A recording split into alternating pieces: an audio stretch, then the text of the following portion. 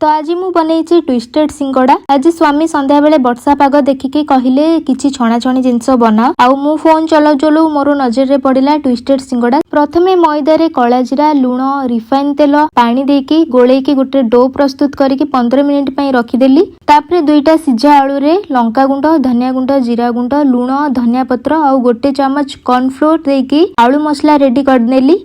तापरे बनईकी रखिथिबा मैदार डो को बेलना साहाय्य बड़ रुटी बनई देला परे रुटीर गोटे साइड रे आलू मसला देकी पूरा रुटी टाको फोल्ड करिकी छुरी रे लंबा लंबा करिकी काटी नेली। तापरे मोड़ी मोड़ी की गोटे शेप दे देली। कढ़ाई रे तेल गरम करिकी गोटे गोटे करिकी सबु छाणी नेली। तापरे हमर प्रस्तुत हे गेला ट्विस्टेड सिंगड़ा।